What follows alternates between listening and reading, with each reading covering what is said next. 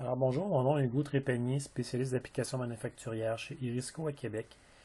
Première des choses, je vais vous montrer ici une petite vidéo concernant le gestionnaire des styles.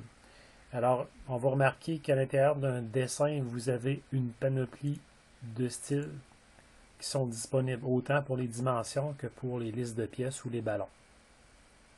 Donc, ce qu'on remarque ici, c'est que vous avez les styles, la liste des styles disponible et on a bien sûr une bibliothèque qui est en lecture et écriture présentement.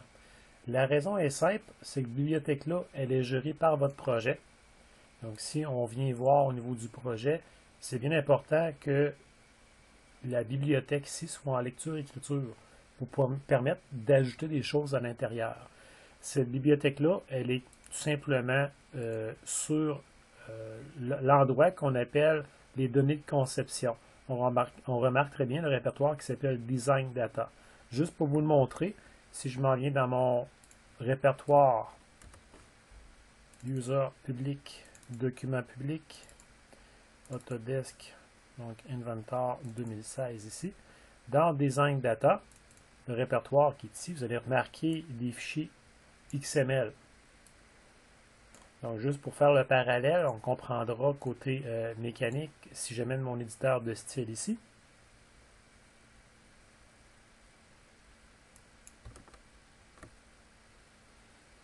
Donc, remarquez bien ce qu'on va avoir. Donc, les lignes de repère qui sont là sont directement. Alors, pour bien comparer, on voit bien sûr les repères ici. Donc, on va voir les ballons, les marques de centre, c'est CenterArc. Donc, c'est des fichiers XML qui contiennent l'information. Donc, c'est votre base de données, c'est important de la mettre idéalement sur le réseau afin que tout le monde travaille avec la même origine. Ce qui est intéressant ici, c'est que lorsque vous créez, par exemple, une nouvelle liste de pièces, par exemple, je démarre ici une liste de pièces pour cette vue-là, et si jamais cette liste-là ne correspond pas à vos standards, donc on va venir créer un nouveau style associé à la liste de pièces. Donc j'en crée un nouveau, par exemple, avec masse et les matériaux. Je vais venir juste rajouter ici deux autres colonnes. Donc aller chercher par exemple ici la masse, justement, et la matière associée. Donc possible aussi de venir déterminer les largeurs spécifiques. Donc pour la masse, je le laisse à 1. Pour la matière, je pourrais dire je le mets à 2 de large. Et j'enregistre le tout. Bien sûr, le style est uniquement local dans mon dessin présentement. Donc si je m'en viens changer le style ici, avec le nouveau style, on a ce qu'on a demandé d'avoir, donc la masse et la matière. Si je débute un nouveau dessin, malheureusement, le style n'est pas à l'intérieur. Alors, le plus simple, c'est de venir dans Gérer ici et on va venir enregistrer les styles qui sont enregistrables. Il nous détecte présentement deux choses. Donc, il va venir créer le style de la nouvelle liste de pièces et bien sûr, il doit venir modifier la norme. La raison pourquoi les deux ici vont être enregistrés, c'est que c'est le même principe que lorsque vous activez une norme dans l'éditeur de style, donc la norme ici par défaut va aller chercher tout simplement les styles qui sont disponibles. Donc bien sûr, pourquoi on ne voit pas tous les styles ici, on voit que la norme a un ici, va aller chercher juste ça ici. Par exemple, au niveau des listes de pièces, pourquoi j'ai juste les listes de pièces à un ici et je ne vois pas les autres? Parce que ma norme demande ça.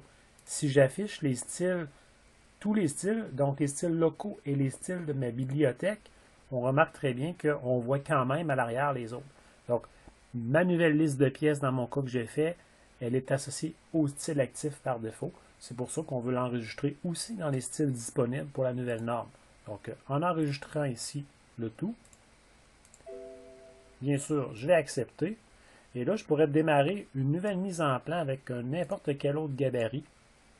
Comme j'exemple, je vais prendre le gabarit de base qui est ici. Vous allez avoir cette boîte-là qui va apparaître parce que vous avez modifié les styles. Et lorsqu'on prend un gabarit, il va toujours le mettre à jour avec les styles actuels. Donc, pour éviter de mettre à jour les styles à chaque fois, moi, je vous recommande de ne plus afficher le message. Okay? C'est une information qu'on vous dit comme de quoi que le style n'est plus en règle par rapport au standard.